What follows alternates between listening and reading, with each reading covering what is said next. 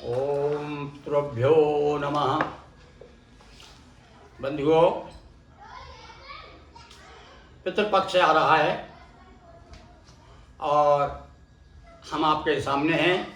हम आपने अनेक दिनों से आप हमारे अनेक वीडियो आपने देखे हैं और विशेष रूप से हम जो है पुराणों पर भी अपनी कथाएं, भगवान की कथाएं सुनाया करते हैं।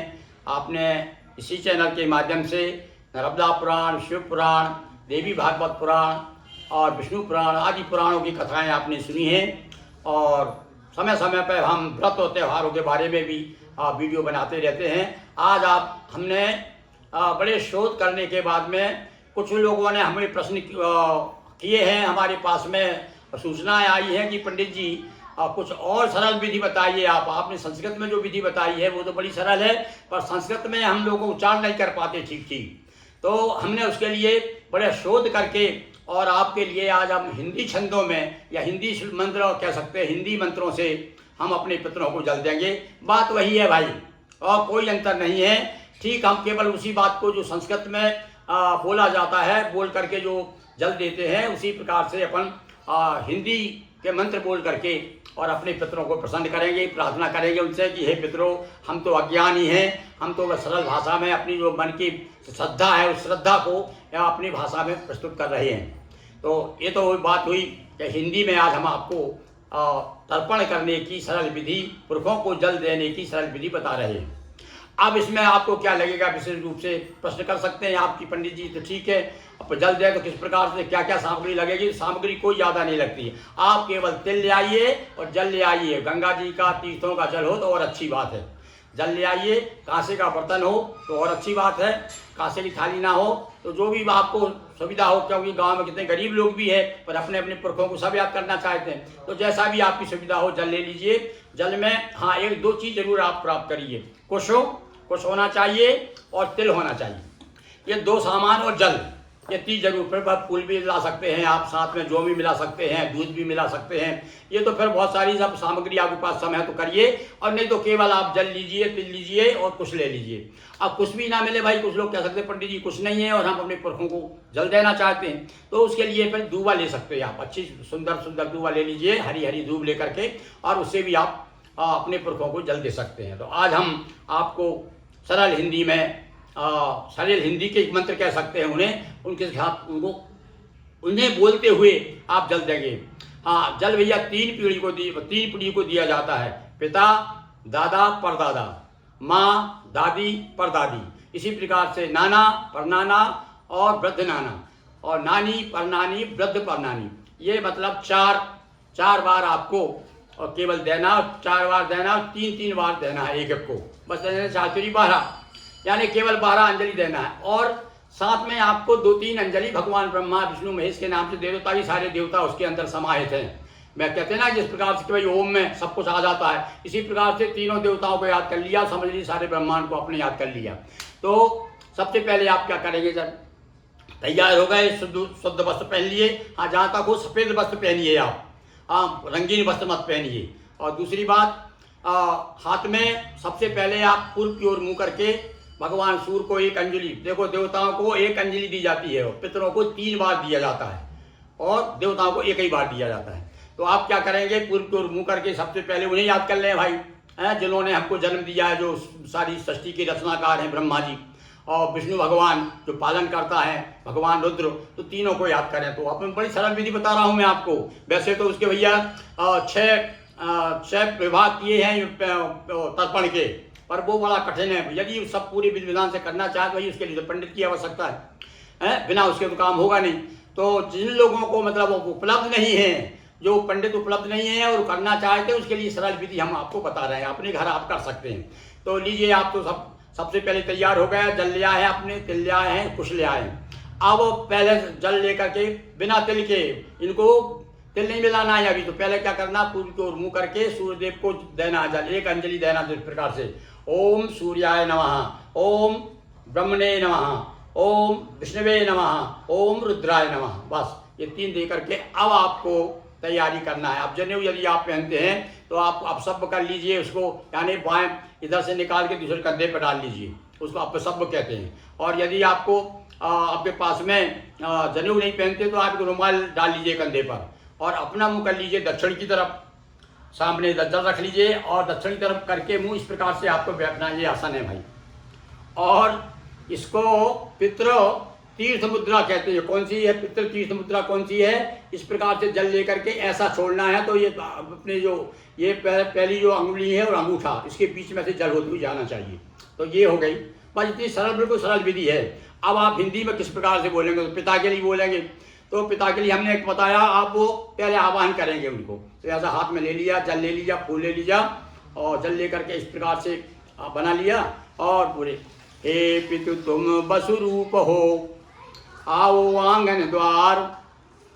अभी मैं तो गा के बता रहा हूँ, आप गाएं ना भी गाएं, हे कह सकते, हे पितु तुम वसुरूप हो, आओ आंगन द्वार, करें सतिल जल तृप्त, करे सतल जल तृप्त, यानी ये जल आपको तृप्त करे, करे सतिल जल तृप्त हो, सुधा नमन स्वीकार, हो सुधा नमन स्वीकार, हो सुधा नमन स्वीकार। ये 3 बार आप बड़ा सरल है, सौधा बोलना है आपको, हो सुधा नमन।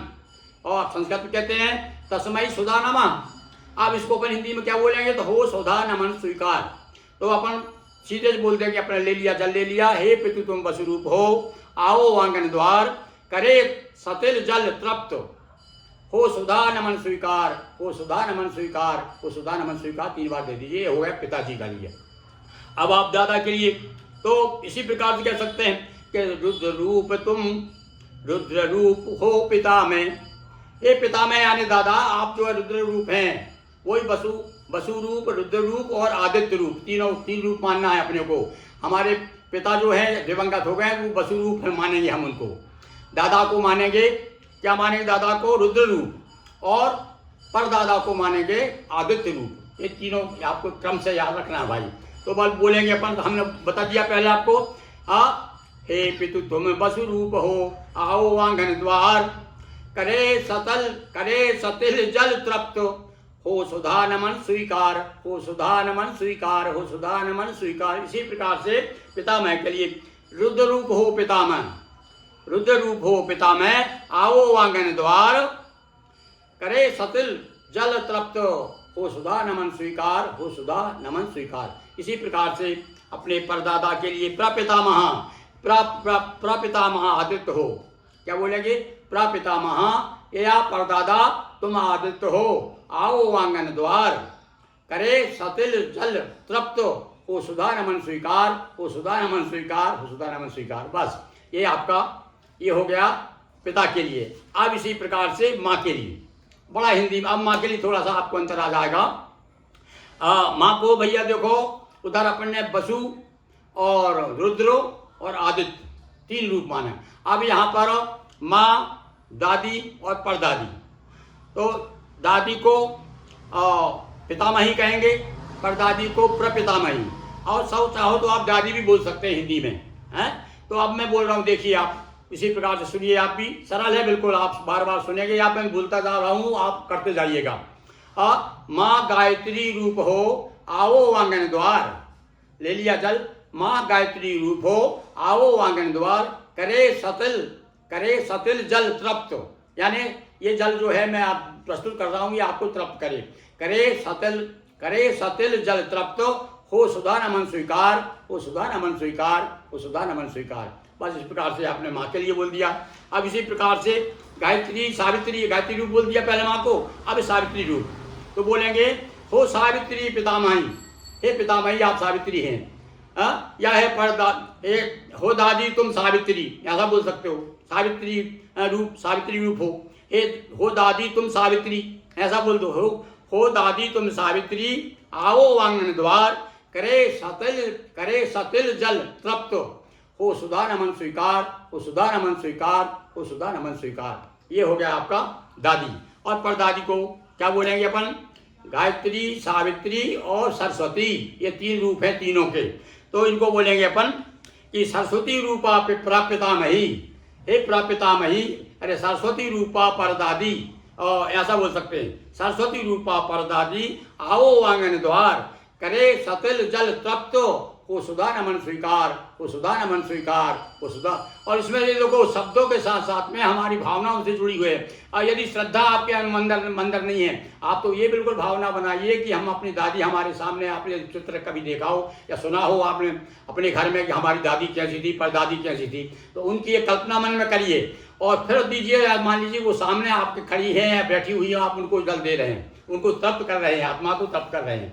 तो इस प्रकार से आपने अपनी माँ को दे दिया। अब आ गया नंबर क्या, नाना जी का। हाँ भाई, अब नाना जी के लिए तो वही वो वसु रूप, रुद्र रूप और आदित्य रूप। अब हिंदी में अपन बोल को नाना जी को क्या बोलेंगे, मातामह और मातामह, प्रमातामह और उसके बाद वृद्ध मातामह, ये बोलेंगे। ये हो गए नाना। अब हिंदी में भी आप मातामह नहीं बोल सकते तो आप नाना जी बोल सकते हैं। तो वसुरूपा मातामह, वसुरूपा मातामह या वसुरूपा श्री नाना जी, आओ आंगन द्वार, करे सतिल जल तृप्त, हो सुधा नमन स्वीकार, हो सुधा नमन स्वीकार, हो सुधा नमन स्वीकार। 3 बार आपने नाना जी के कर दिया।